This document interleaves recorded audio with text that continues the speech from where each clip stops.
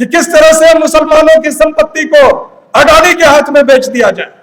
यह कानून बन रहा है जिसको देश के दो बड़े द्रोही नीतीश कुमार और चंद्रबाबू नायडू समर्थन दे रहे हैं।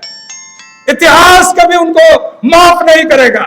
दे are the traitors of the Indian democracy and Indian people. BJP से भी बड़े वो लोग गद्दार हैं। कुणाल कामरा तो गद्दार किसी और को कह रहा है। मैं खुलेआम इस मंच से बिहार के मुख्यमंत्री और जनता दल यूनाइटेड को गद्दार कहता हूं और चंद्रबाबू नायडू को गद्दार कहता हूं। तो देश की हालात जो है वो दिन पर दिन खराब हो रहे हैं। आपको रेल यात्रा अगर करनी है तो जो सरकार कहती थी कि हवाई चप्पल पहनने वालों को हम हवाई जहाज में बिठा देंगे, वो आपको बाथरूम में बिठा कर सफर कराती है। All those who are hustlers must be knowing that.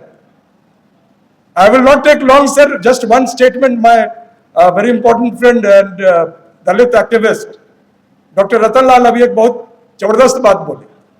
OBC शेर है, लेकिन वो शेर सोया हुआ है और इस शेर को अगर उठा दिया जाए तो दोबारा जाकर सो जाएगा।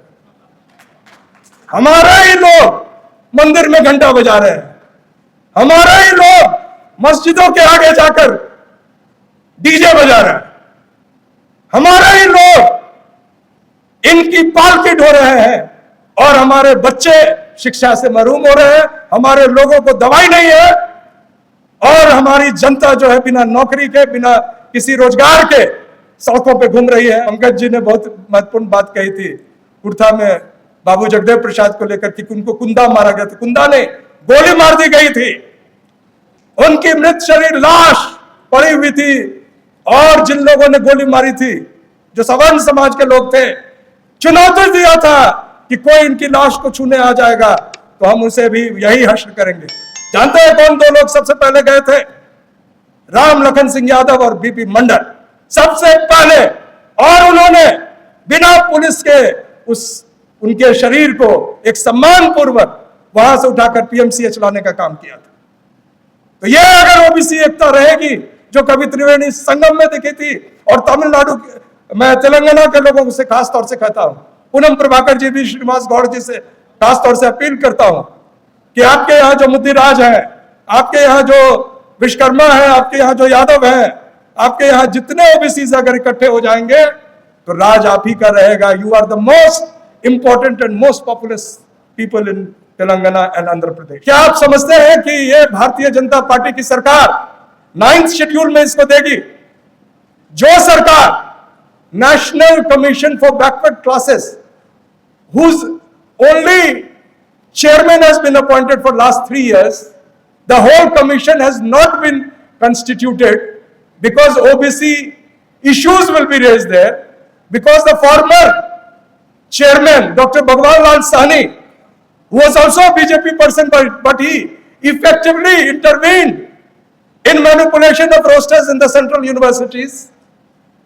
जो सरकार रोज कॉन्स्टिट्यूशनल बाध्यता है 27% का, उसको भूलकर there is a manipulation every advertisement that is transferred to EWS without any rule, without any roster and without any legal sanctity.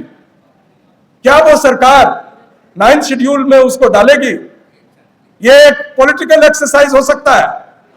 I know my friends from Telangana and Andhra, many of them are the real backbones of backward classes movement in India. I acknowledge it, and I have been visiting Hyderabad. It is the backward class students over there who have taken a fight to save the jungle in University of Hyderabad. आप लोगों को पता होना चाहिए कि सबसे अधिक जो ओबीसी तबके के लोग हैं, दलित तबके के लोग हैं, उन लोगों ने इस बात पर आपत्ति की है कि जंगल को आप कॉर्पोरेट के हाथों में बेच नहीं सकते। तो मेरी एक गुजारिश है, I want to plead and through this, हमारे यूट्यूबर्स मित्र है जो डाटा लॉ जो आ गया है 223, उसके बावजूद डटे हुए हैं। मैं सभी को कंग्रेचुलेट करता हूं। जो नया कानून आया है उस पे जानते हैं कितना का फाइन लगेगा? अगर कोई कंप्लेंट होता है 250 crore 250 crores, 500 crores. So this government is not at all serious. वो शिक्षा को बेच रही है.